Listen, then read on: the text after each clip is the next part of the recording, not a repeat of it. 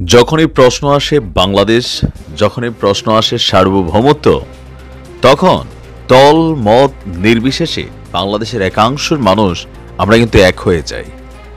ভারতের অতিরঞ্জিত বাড়াবাড়ি, চিন্ময় কৃষ্ণা ইস্যুকে কেন্দ্র করে বাংলাদেশের সীমান্তে দিনে রাতে নানান ধরনের অ্যাক্টিভিটিস, পাশাপাশি বিজেপির প্রতি অতি উৎসাহিত নেতা যারা আছেন তারা যেই পরিমাণ উইলান কর্মকাণ্ড করেছেন, এর জেরে কি ঘটেছে দেখেন। চিন্ময় কৃষ্ণাকে কি আপনারা বাংলাদেশে ঢুইকা জেল ভেঙে নিয়ে যাবেন? যদি পারেন তো নিয়ে যান।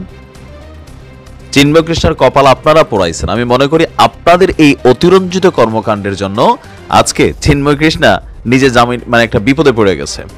ইভেন এই ঝামেলাটা তার জন্য লম্বা যাবে, কারণ কোন দেশের আইনকে অমান্য করে আপনারা কোনো কিছুই করতে পারবেন না। দর্শক, চিন্ময় কৃষ্ণার মুক্তির ইস্যুতে বাংলাদেশ এবং ভারতের মধ্যে স্মরণকালের সবচেয়ে খারাপ একটা সম্পর্ক তৈরি হয়েছে।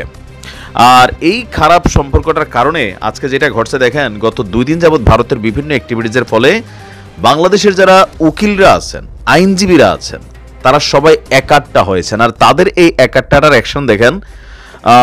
চিন্ময় কৃষ্ণা দাসকে আজকে আমাদের চট্টগ্রাম মহানগর দায়রা জজ আদালতে তাকে উপস্থিত করা হয়েছিল। আজকে তাকে উপস্থিত করা হয়েছিল তার জামিন শুনানির জন্য, কিন্তু তার পক্ষে কোনো আইনজীবী আজকে আদালতে শুনানি করেনি। পাশাপাশি রাষ্ট্রপক্ষ মামলাটি শুনানি না করে সময়ের আবেদন করে।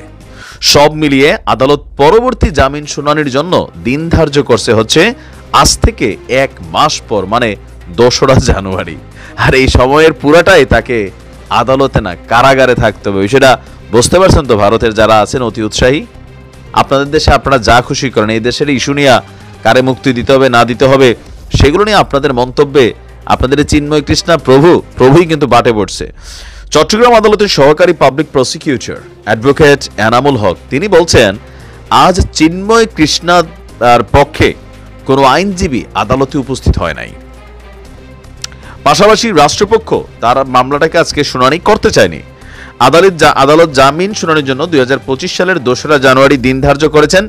যেহেতু শুনানি হয়নি, এই কারণে এই সময়ের মধ্যে আমরা যদি একটু দেখি, আপনার থাকে না যে ধরেন ঘোড়া ডিঙাইয়া ঘাস খাওয়া, মানে নিম্ন আদালতকে ক্রস করে উচ্চ আদালতে যাওয়া, সেইটারও কিন্তু সুযোগ নেই। আইনজীবী বলছেন যে আপনার যেহেতু এটার মামলাটা শুনানি হয়নি, সো চিন্ময় কৃষ্ণার পক্ষে কোনো উকিল বা তার এই মামলাটাকে উচ্চ আদালতে আপনার নিয়ে যাওয়ার কোনো সুযোগ নেই। আবার দায়রা জজ আদালত অপেক্ষমান থাকার কারণে ম্যাজিস্ট্রেট আদালতেও তার জামিন শুনানির কোনো সুযোগ নেই। মানে বিষয়টা তো বুঝতে পারছেন যে আইনের গ্যারাকলে চিন্ময় কৃষ্ণের আগামী 30 দিন বাধ্যতামূলক তাকে কারাগারে থাকতে হবে। না তার শুনানি হবে, না তার অন স্পট জামিনের কোনো সুযোগ আছে, মানে কোনোভাবেই তার জন্য আর কোনো রাস্তা খোলা রাখেনি।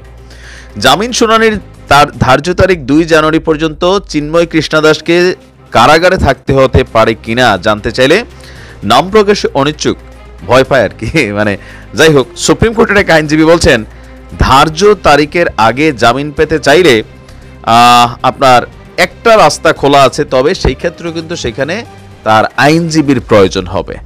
এখন চিন্ময় কৃষ্ণা দাসের পক্ষে রাইট নাও বাংলাদেশের কোনো উকিল কাজ করতে চাচ্ছে না। তার মানে এই না যে কন্টিনিউ করবে না। বাংলাদেশে বলেন, সারা পৃথিবীর যে কোনো দেশে বলেন, একটা জিনিস আছে, যদি আপনার জন্য কোনো আইনজীবী মানে আপনার জন্য আপনি নিয়োগ দিতে না পারেন, পৃথিবীর যে কোনো রাষ্ট্রে, বাংলাদেশেও আইনটা আছে, চিন্ময় কৃষ্ণা দাস হয়তো ওইটাই ব্যবহার করবে, রাষ্ট্র তার জন্য একজন আইনজীবী নিয়োগ করে। এটা মানবাধিকারের মধ্যে পড়ে। ধরেন একজন মানুষ, তার কোনো আইনজীবী নাই, তারকে মানে তো আদালতে তার বিষয়টা কে ডিল করবে, তার মামলাটা? তো সেই ক্ষেত্রে বাংলাদেশের আইনেও এটা আছে যে আপনি একজন রাষ্ট্র কর্তৃক আপনার জন্য আইনজীবী নিয়োগ করা হবে। তবে আমার মনে হয় না চিন্ময় কৃষ্ণা দাসের জন্য এত সিস্টেম লাগবে। 2রা জানুয়ারির আগে হয়তো 200 উকিল দাঁড়াইতে পারে। পাশাপাশি ভারত এটা নিয়ে আন্তর্জাতিকভাবে চাপ প্রয়োগ করতে পারে, নানান কিছু ঘটতে পারে। তবে রাইট নাও আপনার জামিন ইস্যুটা এই মুহূর্তে পিছিয়ে গেছে।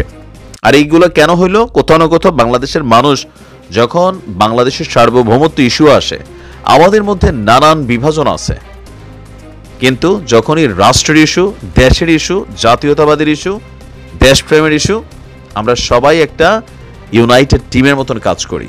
এটা মাথায় রাখতে হবে। তো ভারত সীমান্তে যত লাফালাফি করবা ওপারে, এদিকে টাইট তত হয়ে যাবে। দেখা যাক চিন্ময় কৃষ্ণা প্রভুর কপালে কি আছে, সময় বলে দেবে। আসসালামু আলাইকুম।